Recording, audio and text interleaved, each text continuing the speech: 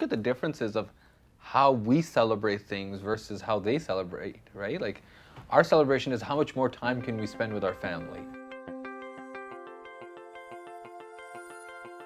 The Abdus Salam Science Fair, and it's truly to encourage more and more youth to bring their ideas forth, to bring their discoveries forth. It's all about promoting peace, post-interfaith happiness, and interfaith understanding.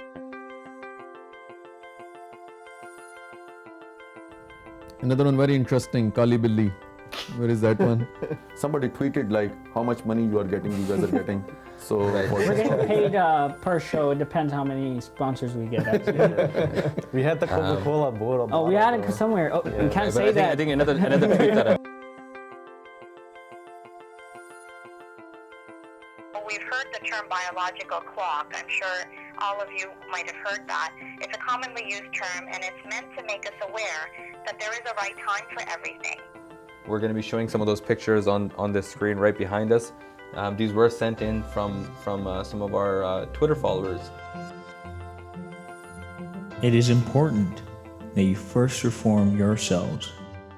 If you become righteous and virtuous, then have faith that Allah will treat your progeny in good manner.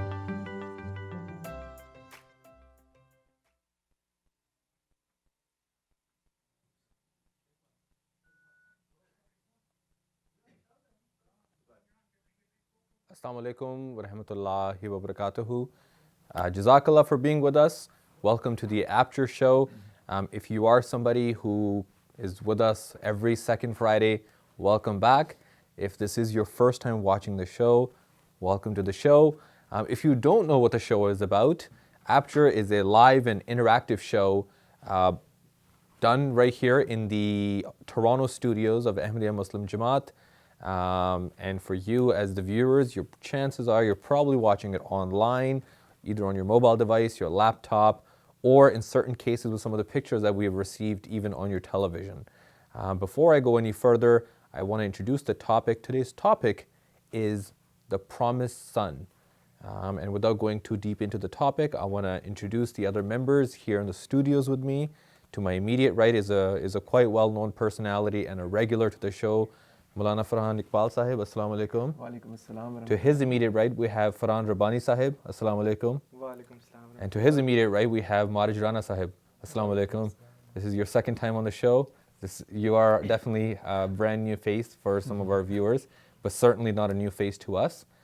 Before we get into the episode, we did want to quickly touch up on the tremendous job the Canadian hockey team did today of showing the Americans how to play a sport. And for some of you guys that watched it, maybe you want to share some of your experience. Well, it's a Canadian game, you know, and when Canada wins, it just tells you that whose game it is. So Canada is a hockey country, and we just showed US what hockey means. Sorry for the US viewers. I think the challenge was for a lot of youth was the khutbah time was 1:30 and the game was going on, right? It was a challenge for me too because I sometimes give khutbah in Markham and I had to like listen to, after watching the first period, I had to listen to the rest of it on radio while driving. But alhamdulillah, I heard the commentary, I heard the goal that the Canadian side did on commentary, thanks to 99.1 FM. It's a free promotion for them. Free promotion. But no, I definitely felt that the Canadian team really played like a bunch of women. Canadian women, right? The day before, who won also the gold medal. Yeah. So both Canadian women the day before put up a fight against the Americans and beat them in overtime, which was definitely, I thought that was more thrilling than even this game. I saw a comic in the newspaper, and it said it was a Canadian coach telling the Canadian team, and it's like, play like girls, right? Basically just say, well, that's how you're going to win the gold medal. Absolutely. So definitely, the tournament's not over for the Canadians, obviously. They have a big gold medal game on Sunday.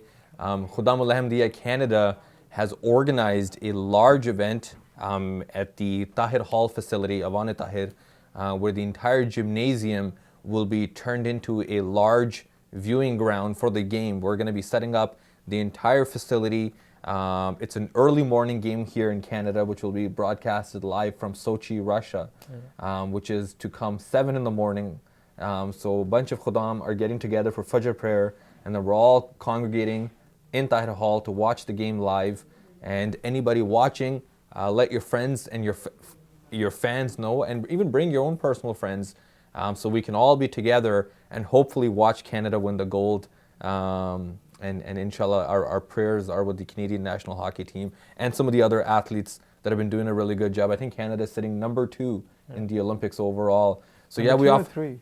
I think we're I think 3 now Yes, because we're 3. Russia is up on top. really. Yeah. Yeah. I think Norway, Russia. Russia is number 2, I think. Russia's Norway's number two. probably Norway's number 1. Yeah. Yeah. and then- So that's the, I guess, the only good thing that comes out of the cold weather that we get is our athletes get training 8 months of the year, and there's never a shortage of snow. So we do well in these sports. So that's why our what would you say? Our motto is "We are winter." We are winter. That's right. That's actually the social media Yeah. trend that's been going around in Canada. It's become quite popular on Twitter, particularly. I was noticing earlier today. Yeah, we are. But with that said, swiftly moving forward into today's episode, fitting so that yesterday was February 20th, and today's episode is dedicated to that promised son that was prophesied. But before we go too deep in, there's a small video that the team has put together to look into exactly what that prophecy was. So we're going to break into that video.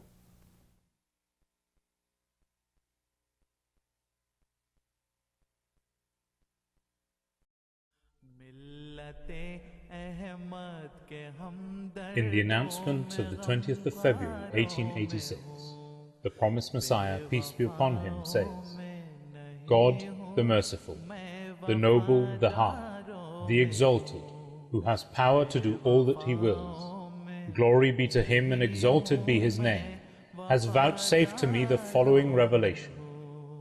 I confer upon thee a sign of my mercy according to thy supplications. I have heard thine entreaties. I have heard thy entreaties, and have honored thy prayers with my acceptance, through my mercy, and have blessed this thy journey. A sign of power, mercy, nearness to me is bestowed on thee. A sign of grace and beneficence is awarded to thee, and thou art granted the key of success and victory. Peace on thee, O victorious one. Thus does God speak to those who desire life. Thus does God speak so that those who desire life may be rescued from the grip of death, and those who are buried in the graves may emerge therefrom, and so that the superiority of Islam and the dignity of God's word may become manifest unto the people, and so that the truth may arrive with all its blessings, and falsehood may depart with all its ills, and so that people may understand that I am the Lord of power.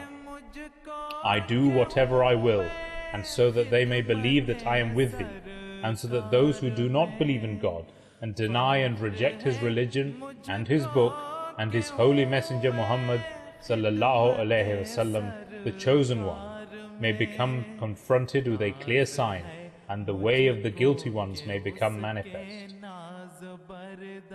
Rejoice therefore that a handsome and pure boy will be bestowed on thee. Thou wilt receive a bright youth who will be of thy seed and will be of thy progeny. A handsome and pure boy will come as your guest. His name is Emmanuel and Bashir. He has been invested with the Holy Spirit, and he will be free from all impurity. He is the light of Allah. Blessed is he who comes from heaven. He shall be accompanied by grace, Fazl, which shall arrive with him. He will be characterized with grandeur, greatness, and wealth. He will come into the world and will heal many of their disorders through his messianic qualities and through the blessings of the Holy Spirit. He is the word of Allah, for Allah's mercy and honor have equipped him with the word of majesty. He will be extremely intelligent and understanding, and will be meek of heart, and will be filled with secular and spiritual knowledge. He will convert 3 into 4. Of this the meaning is not clear. It is Monday, a blessed Monday. Son, delight of heart, high-ranking, noble, a manifestation of the first and last, a manifestation of the true and the high, as if Allah has descended from heaven. His advent will be greatly blessed, and will be a source of manifestation of divine majesty. Behold, a light cometh, a light anointed by God with the perfume of His pleasure. We shall pour our Spirit into him, and he will be sheltered under the shadow of God. He will grow rapidly in stature, and will be the means of procuring the release of those held in bondage. His fame will spread to the ends of the earth, and people will be blessed through him. He will then be raised to the spiritual station in heaven. This is a matter decreed.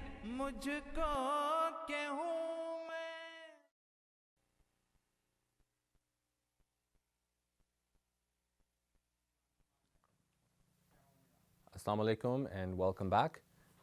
We hope that you really got an opportunity to take in the entire prophecy, and though it was quick and it was a quick video and it's difficult to get into the depth of each one of the points in the prophecy, but we will be shedding light into the early life of Hazrat Musleh Mau'ud, what he was like as a young boy, what he was like as a teenager, what was his relationship like with his father and some of the people around him, and also looking at the early part of his Khilafat, primarily the first decade.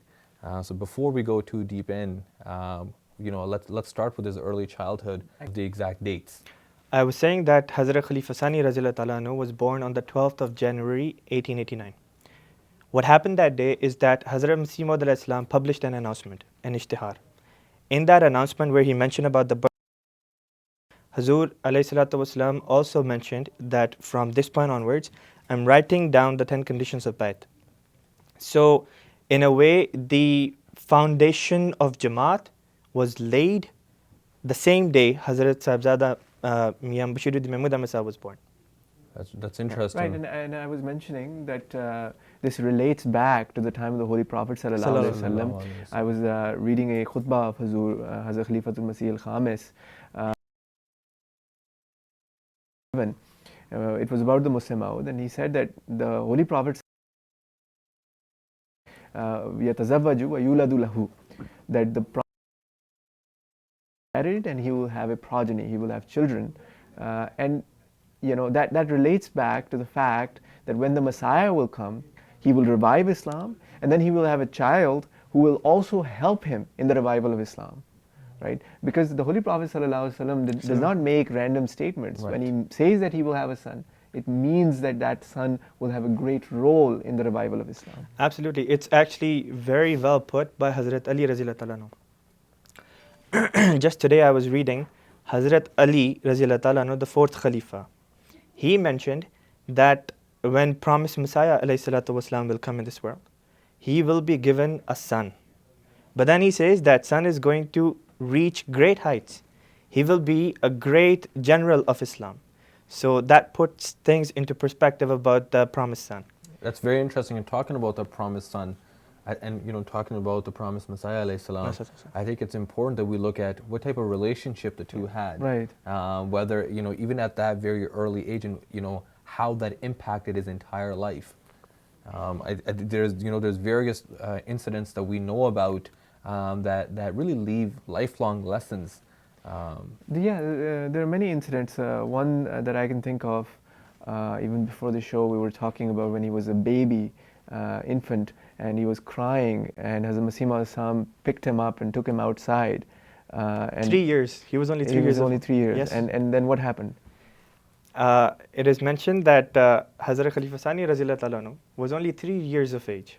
And this happened in Ludhiana, by the way. Right.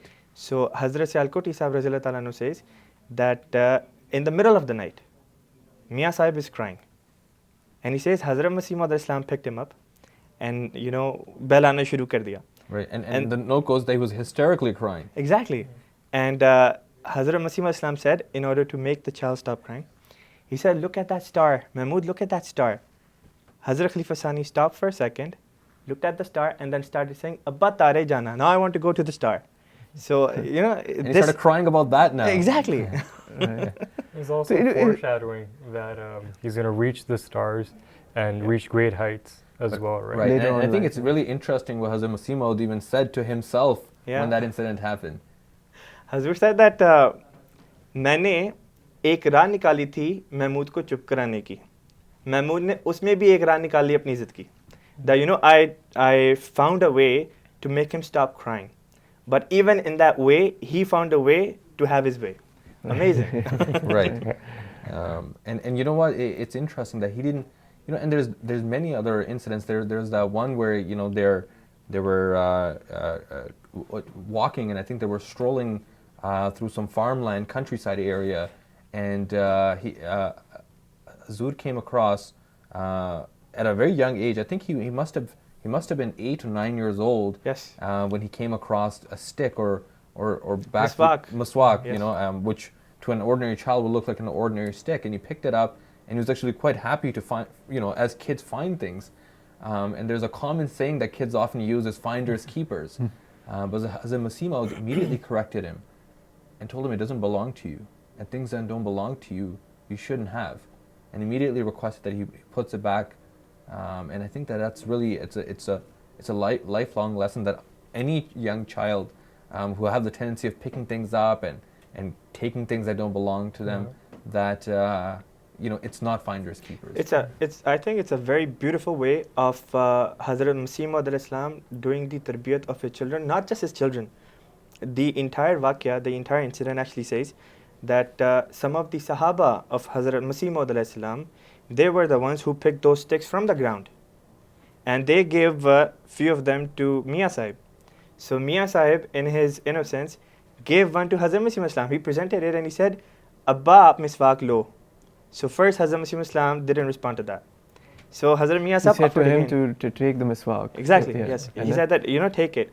Hazrat Musleh Islam did not take it, and then just simply replied, कि मियाँ पहले ये तो बताओ किसकी इजाज़त से लिया, that my son first tell me with whose permission did you take this. So the writer says right away Mia Sahib dropped that stick, and so did all the Sahaba. You know, look at that. What a wonderful way of teaching. And you know, also the prophecy says one thing, that he would be filled with religious and secular knowledge.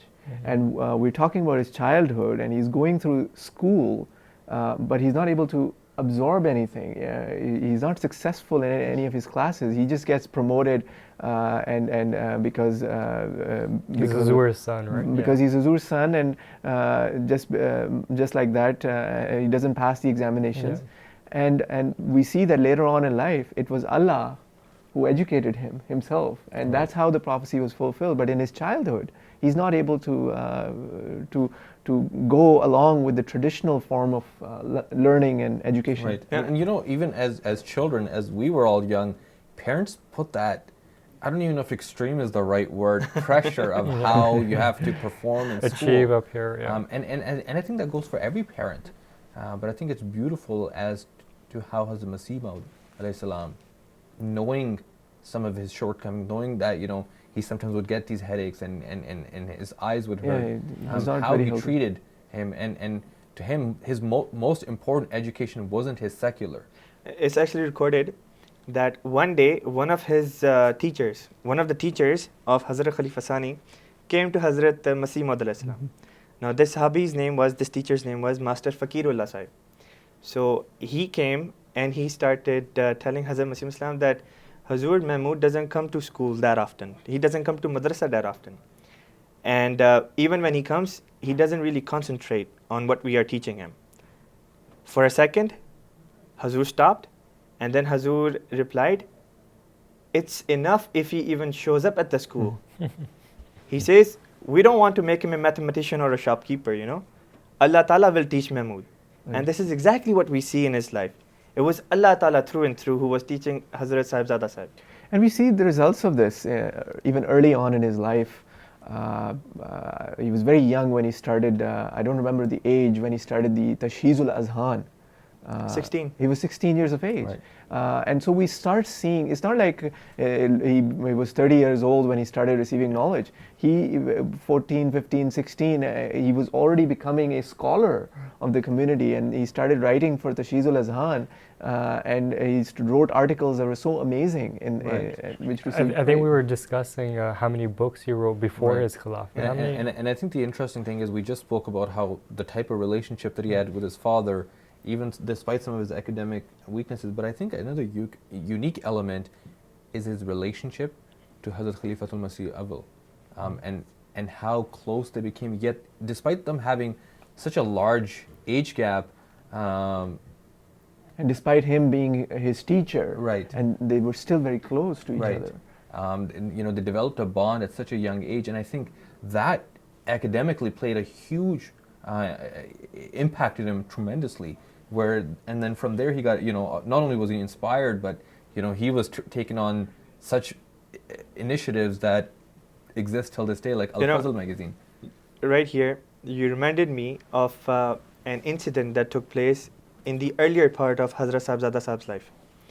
It is recorded that Hazrat Khalifa Awwal Raziyallahu Ta'ala Anhu, he saw Mian Mahmud Raziyallahu Ta'ala Anhu playing with some kids. So the person says that Hazrat Mian Sahib was probably 4 or 5 years of age.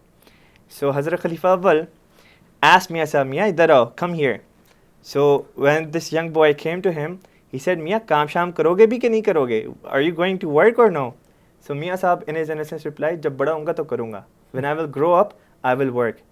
Right there and then Hazrat Khalifa Awwal Raziyallahu Ta'ala Anhu said, this is exactly what I think and what your dad thinks. So this tells us that even in the eyes of Hazrat Khalifa Awwal and Sahaba, they all knew that this young child has a specific great role to play in the firmament of Ahmadiyyat. Right, and like I mentioned, there was Tashizul Azhan, and then there was an even bigger sort of newspaper or / magazine, Al-Fazl, that was started in 1913. And last year we had the 100 years completed of, it's a daily newspaper / source of religious information about the Jamaat, religious news of the Jamaat, and on top of that, religious knowledge from the literature of the Jamaat. And it has been running daily for the last 100 years. Al-Fazl has really become an international newspaper. At a monthly level, I believe. Exactly. Started single-handedly by Hazrat Khalifatul Masih Sani himself. He was only 24 years of age, and his wife sold the ornaments she had, the jewelry she had. And with that money, Hazrat Khalifa Sani, Hazrat Sahibzada Sahib, started this newspaper of Al-Fazl, single-handedly. Right. And look, today the entire world is benefiting from that initiative. Right. And also in those days, not just in terms of knowledge, but also in terms of his administrative foresight. He had started the Ansarullah, right? Even before Khilafat, in those very early years, he had started this organization where Jamaat members could become members of it, and they had certain rules and certain things that they had to do in terms of worship, zikr ilahi, to be part of this sort of an auxiliary organization, which had started at that time. So all these things we are seeing in him from a very young age, and all of us sitting here, we are in our 20s, and we can understand how that must have been. I mean, that is a huge achievement. Right, and again, we also have to keep in mind is there's this huge prophecy overshadowing everything that is happening at such a young age. And before we get into that, there's another short video, and we're going to take a quick glimpse into this next video.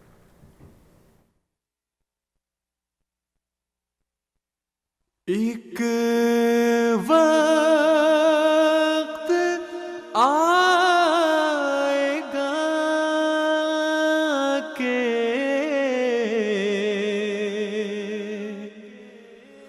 कहेंगे तमाम लोग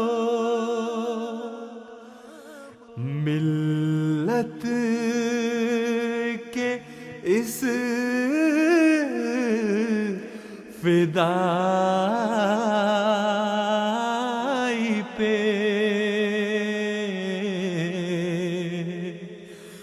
रहमत खुदा करे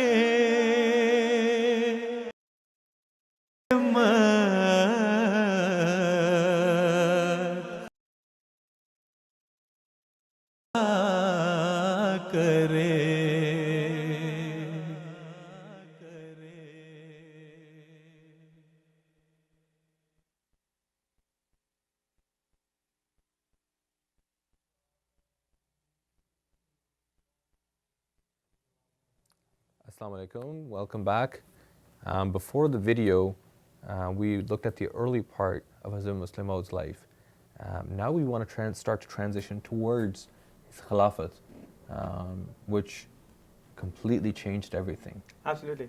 You know, I was reading that before he even became a Khalifa, he had already authored 12 books. Imagine that. Before he turned 25, he had already authored 20 books. And Khalifa, he had given 12 Friday sermons. Then in his first 6 years, just the first 6 years, from Khilafat, from 1914 to 1920, he gave 275 sermons. 275 sermons, that's 5 volumes of Khutbat Mau'ud. Thousands and thousands of pages. In his first 6 years of Khilafat, he wrote 64 books. Look how crazy that is, how amazing that is. 64 books in just 6 years. And by that time, he was only, what was it, 30, 31? Maybe, yeah? Right. Murbi Sahib's age. You think I'm 31? But I think an interesting thing to keep in mind, as there's that fire blazing within him, that there was an incredible promise that was made at the bedside of when Hazrat Musleh Mau'ud passed away. The son made a promise to his father. He was 19. At the age of 19, and I think he never forgot that. He never forgot that pledge. Amazing pledge. I just read that today. Right. Hazur says that I was only 19 years of age when Hazrat Musleh Mau'ud passed away. And standing at the, near the dead body of his father, Hazrat Sahibzada Sahib made a resolve with himself and with Allah Ta'ala and with the body of Hazrat Musleh Mau'ud right there. He said that if all the world leaves Ahmadiyat, if everybody leaves you, by God, I will not leave you. I will stand by, I will stand by you, and I will take the message of Ahmadiyat to the corners of the world. And the world saw that. Right. He took that message of Ahmadiyat to all the corners of the world. Right. And I remember, since you just mentioned it, later on in life, when he was writing Tafsir Kabir, he mentions this incident. And, not as a self-praise, but he says that, look at this. I mean, the fact is that he's 19 years of age. And to say such a thing at this young age is not an ordinary thing. No 19-year-old person can say or commit to something like this. And he proved throughout his life how committed he was. And I think another thing that he said in that process was speaking to some of the opposition at that time. And he said, if I have to stand alone, will stand against all the opposition against this Jamaat. And let's look at his Khilafat. It starts off with opposition and how, like a true leader, he stood through the test of time then and throughout his entire Khilafat. And I think that was prevalent, that commitment that he made was prevalent throughout his entire Khilafat. But more importantly, right when his Khilafat starts, this incident takes place where the entire khazana or the wealth of the Jamaat is taken away, and a small group, a group that held a lot of the administrative roles, decides to latch off in a different direction, with very, saying very grim reports of the members that were left back, that this is it won't take them very long. Yet the Khandan stuck together, and then the entire community comes together. And I think that incident right there sent an interesting signal to any opposition of any size or any kind? Actually, most of the Jamaat, at the time of his Khilafat, most of the Jamaat actually accepted him as a Khalifa. There were just a few individuals who were there, but some of them were really prominent at that time and had control over most of the resources that the Jamaat had at that time. And when they went away, when they moved to Lahore, they left Qadian, sort of migrated. They took those resources with them. As far as I remember, when I was reading the history, there was a typewriter. Yes. You know, at that time, the Jamaat had only that one typewriter, which was being used to write the translation of the Holy Quran in English. And that was the only typewriter the Jamaat had. And the members of the other party, those who against Khilafat, they took that with them. And so Hazrat Khalifatul Masih Sani Raziyallahu Anhu, he starts off his Khilafat with almost nothing. There's no money, there's no resources, this equipment, all this is gone. There was an Anjuman at that time that had broken up, and that's how he started. Yeah. Right, and let's keep, just to remind our viewers and obviously ourselves, he's 25 years old. 25 years old. When this is all happening. And now he's in a position where he has to lead and lead from the front. And here's a 25-year-old with the companions of Promised Messiah ﷺ still around him, various elderly members of the Jamaat and scholars and speakers and orators are now led by him. And he was a true leader that led other leaders. And he did it including those like Hazrat Maulvi Sher Ali Sahib Raziyallahu Anhu and other big prominent Sahaba who are elderly, like you said, and they are very respected. There are Sahaba who receive revelations from Allah, who receive kashaf, visions from Allah. Rajaki Sahib Raziyallahu Anhu.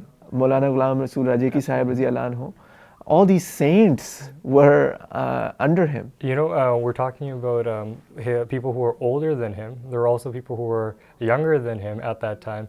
And you see how they also benefited from his leadership, right? Exactly. Like Sarzifullah Khan Sahib was a young man. Yeah. Dr. Abdul Salam Sahib was also a young man. Right. And you see that he's 25 years old. The people above him, they're also benefiting. And the people that are younger than him, they're also benefiting. And how they grow up to also be leaders. And the progress, it didn't take many years. Yeah. It was a day-to-day progress after he becomes a Khalifa and when all this split happens and everything.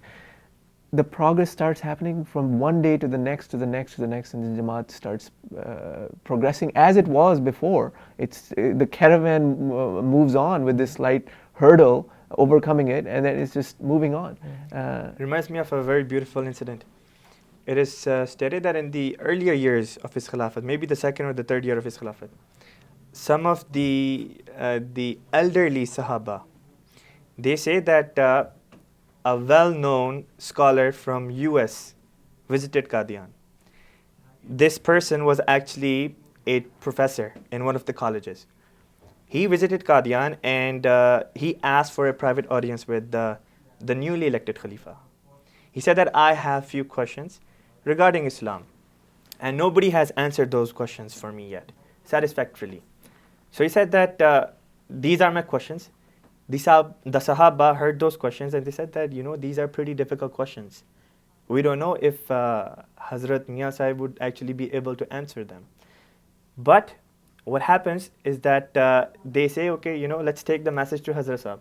They take the message that there's this gentleman, he's from States, from America, and he has few questions and he wants to see you. Hazur was busy, so he says, usko bhej do andar. So, he says that, bring him inside. The person asked the questions, and the way Hazur replied, I'm not going to get into the fact that, what that white man, that professor had to say about Hazrat Sahib. But the impact that it left on the Sahaba, they say that we were so amazed at the knowledge Hazrat Khalifa Sani Raziyallahu Ta'ala Anhu had been taught by Allah Ta'ala. That right there and then we knew that this is the man of God. The way he spoke, the way Allah Ta'ala taught him, everything about him. Mm-hmm. His answers were so knowledgeable that even the most knowledgeable Sahaba of that time, they were like students in front of Hazrat Mia Sahib. And you can, all these things are published. If you can read Urdu, and some of them have been translated in English as well. If you pick up those early khutbat, you pick up those early books. Alhamdulillah, I've had a chance to read a couple, and they're so filled with knowledge. Yes. There's in the very, very early days of his Khilafat, he wrote a couple of books related to the split and everything. And and how he came up those arguments, Right. and how he addressed those issues it's really amazing how he does that. So before we start looking into the rigor of that early part of his Khilafat, we have a quick video prepared for our audience, and we're going to break into that our third video.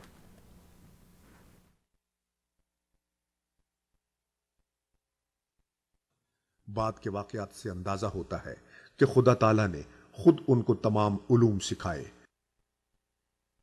दुनिया गवाह है कि उनका सिर्फ रूहानी इल्म ही निहायत बुलंद पाया का न था, बल्कि आम दुनियावी मामलात में भी हुजूर को इस कदर गहरी और वसी बसीरत हासिल थी कि उस वक्त के बड़े बड़े दुनियावी उलमा जिन्होंने आला तालीमी डिग्रियां हासिल कर रखी थीं, उन्होंने इस्लाम पर झूठे हमले किए तो उनको ऐसे मुंह तोड़ जवाब दिए कि दुनिया आपकी काबिलियत की गवाह बन गई। जब 26 मई सन 1908 को हजरत मसीह मौऊद अलैहिस्सलाम की वफात हुई तो आपने अपने अजीम बाप के जस्द खाकी के सरहाने खड़े होकर एक ऐसा अहद किया जो तारीखी भी था और तारीख साज भी। आपने कहा, मैं खुदा को हाजिर और नाजिर जानकर सच्चे दिल से ये अहद करता हूं कि अगर सारी जमात भी अहमदियत से फिर जाए तो मैं अकेला ही आपके लिए खड़ा रहूंगा और आपका पैगाम दुनिया के कोने कोने में फैलाऊंगा और मुखालिफिन के शदीद से शदीद हमलों का मुकाबला करूंगा। आखिरकार 14 मार्च को दूर नजदीक से कादियान में आए हुए तकरीबन 2000 अहबाब नमाज असर के बाद मस्जिद नूर में जमा हुए और खिलाफत सानिया का इंतखाब अमल में आया। यूरोप में England, Switzerland, Holland, Spain, Denmark, Germany, Sweden, Norway, France, Italy, Bosnia और अल्बानिया में मिशन हाउसेस कायम किए गए। बर-ए-आज़म अमेरिका में रियासत-ए मुत्तहिदा अमेरिका, ट्रिनिडाड और गयाना में अहमदिया मिशन हाउस कायम किए गए। मगरबी अफ्रीका में Nigeria, Ghana, Sierra Leone, Liberia, Gambia, Zambia, Ivory Coast और टोगोलैंड में मिशन हाउसेस कायम हुए। मशरकी अफ्रीका में कीनिया, युगेंडा, तंजानिया और मॉरिशस के इलाकों में मिशन हाउसेस कायम किए गए।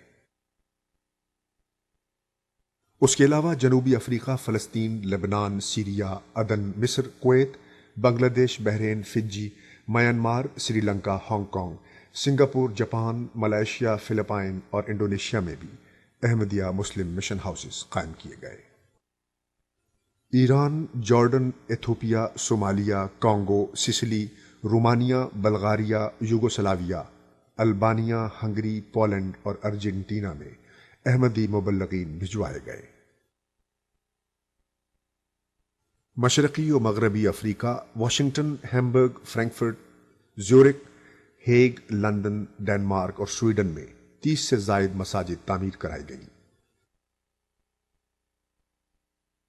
अब जबकि जमात की तादाद में अल्लाह के फजल से मुसलसल इजाफा हो रहा था तो हुजूर ने मेंबरान जमात को उम्र के एतबार से मुख्तलिफ ग्रुप्स, अतफाल, खुद्दाम, अंसार, नासिरात और लजना इमाउल्लाह या तंजीमों में मुनक़सिम कर दिया ताकि उनकी मुआशरती ज़रूरियात और मजहबी तरक्की के सामान बआसानी मुहैया किए जा सकें।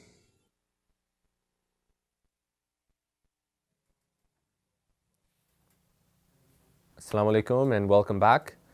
We hope that you enjoyed that video. We apologize for some of our English viewers. The video was in Urdu, and unfortunately we should have better prepared for at least the subtitles in English. Thanks for, I couldn't quite, I was about to say closed caption, but that's not the right word. But with that said, we want to now start to look at Hazrat Musleh Mau'ud's vision, his scope. He wasn't just thinking of what's happening around him. He wasn't just thinking Qadian or Punjab or India or the subcontinent. He wanted to accelerate the process of the promise that he made his father, that I will take the teaching to the corners of the earth.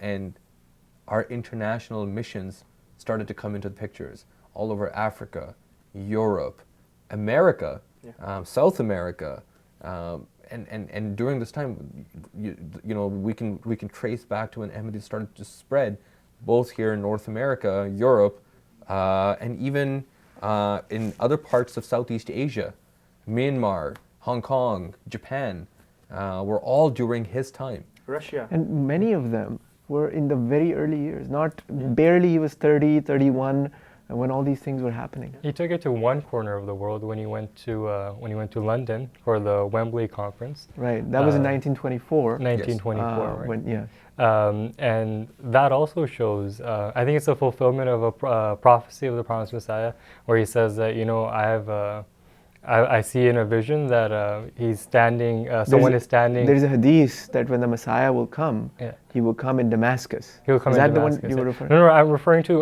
Catching white birds. Catching white birds, yes. Okay. That he's standing there and he's in front of a podium and he's speaking to I think people in London, and they're all benefiting from it.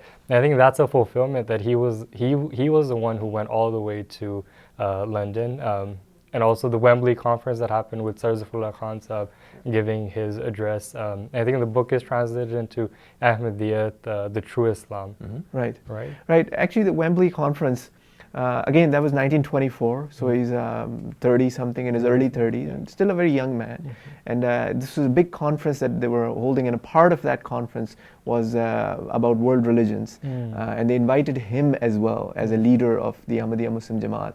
And so he decided to go, but then he said that since I am going such a long distance, because in those days there were no, the transportation was different, so he decided to go to make some stops on his way. So one of those stops is Damascus. And that's what I was referring to, that the prophecy regarding the Messiah, one of the prophecies, one of the hadiths of the Holy Prophet ﷺ is that he will come near Damascus, and near a white minaret. And the hotel where in Damascus where Khalifa Sani Raziallahu Anhu stayed was next to a white minaret. And you know, so that can also be related, and it was part of the prophecy of the Masih Mau'ud as well. It was part of the prophecy of Hazrat Musleh Mau'ud. He says that Allah has told me that if not myself, one of my khulafa will travel to Damascus. And this prophecy was fulfilled in the person of Hazrat Khalifatul Masih Sani Raziallahu Anhu. Right, and then in his trip he also went to Palestine, he stopped in Italy. There is an amazing incident that took place in Italy. When he was in Italy, he sent a message to the Pope, the head of the Catholic Church of that time. He said that since as a Pope, you are the successor of Christ, and as a Khalifatul Masih, I am also a successor of a Messiah. So it would be a very good opportunity, since I am visiting your homeland. How about a debate? And first, the Pope said, I will get back to you in a day. Next day, the private secretary to Pope replied back by saying, Pope is saying that there is construction work going on in the Sistine Chapel. I can't show up. Right. So, you know, how old was Hazrat Sahib? Hazrat Khalifatul Masih? So maybe he took a 30s. day. Maybe he took a day to research about Islam, Ahmadiyyat, and maybe he realized this is too difficult for me. But you know what? When you see those types of actions being led by your leader, and now imagine us at this age, and we're seeing somebody just in his 30s, not much over that, traveling and taking these tremendous action, speed of the leader, speed of the pack, and look at the youth that were being groomed around that time. You mentioned it earlier. Here's a youth that later was knighted and traveled all over the world. You know, the person that we see in Sir Zafrullah Khan Sahib, whom Hazur himself mentions on many occasions. We see the young students, you know, and yes, it is wonderful, the accomplishments that Professor Dr. Abdul Salam Sahib had, but there were many other scientists that were coming up around the same time. This was a very exciting time, and obviously the youth are back then they're in India and that subcontinent, recognized the importance of what, you know, they were about to scratch the surface of back then. Right, and he mentioned about Sir Zafrullah Khan Sahib Raziallahu Anhu. So when Hazur finally reached London at the conference, the subject or the article, you can say, or the book, you can say, that he wrote to be presented at this conference, the lecture, it was in Urdu. It was translated by Sir Zafrullah Khan Sahib Raziallahu Anhu into English, and he was told to present it to the conference. And he's also a young man, right? And so it was part of the training and that he made his companion go through. And I think this was his vision for Khudam al-Ahmadiyya, that he said, I think he once said that he sees Khudam al-Ahmadiyya equivalent to the U.S. Senate. So this was his vision, that it extended that far that he would one day see he would one day form Khudam al-Ahmadiyya. Right. And frankly, if we start to look at some of the initiatives and accomplishments, we can be here all day. Matter of fact, we can be here for many days. Yeah. And just to even look at forget the first decade, the first year, and obviously the tremendous trials and tribulations, and how much of a trailblazer of a leader he was. But this does bring us close to the wrap of our episode. So you were about to say something? No, I was just, when you were talking, I was thinking about something that Hazrat Khilafat Musleh Mau'ud Raziallahu Ta'ala Anhu said decades ago, towards the end of his lifetime. He said that what I have accomplished in my life cannot be written down or even fathomed at this point in time. Generations after generations, decades after decades, people would sit together, nations will sit together, and they will think what kind of service to humanity and Islam I have rendered. Today, this is exactly what we're doing. Yeah, and I had the honor of once visiting one of his daughters, and she said something similar, that Hazrat Khilafat Masih Sani said to her, his daughter, that, what are you doing? So over something that she did, and he said that, don't you know that there will be days much later when people would cry to see this era, and they would not be able to, because they would read about it. And that's what we're doing, and we're talking about this era, and it was so amazing that your heart wants to be part of it. It reminded me of a sher he said. You can correct me. He said that एक वक्त आएगा कि कहेंगे तमाम लोग मिल्लत के इस फिदाई पे रहमत खुदा करे. That a day will come when nations will say that may Allah have mercy on the soul of this servant of Islam. Right. And obviously we hear some of the incidents of when some of the non-Ahmadis ulama back in his time read some of his tafsir, and they had never read such a thing. And exactly. I don't want to get into that because that comes in much later on as well. But at this time, I want to thank all of our viewers for being with us, for all your tweets. I do want to apologize for the shortage of time, that this time around we didn't get a chance to read some of the tweets, but we will certainly respond to them. We hope that you enjoyed this episode, and in the end, instead of us leaving you with some words, we wanted to leave you with some words of advice from Hazrat Musleh Mau'ud himself. Jazakallah. Assalamu alaikum.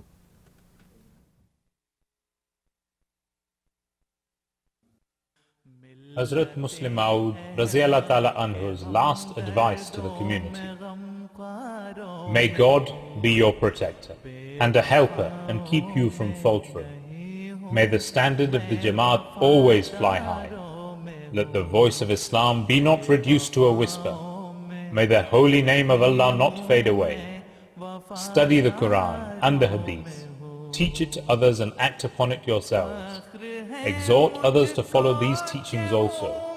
May there always be people among you who will devote their lives for Islam. Long live Khilafat, and may there be believers among you who are ready to give their lives for its maintenance. May the truth be your ornament. Trust in Allah, your beauty, and fear of Allah, your garment. May God be with you, and you be with Him. Amen.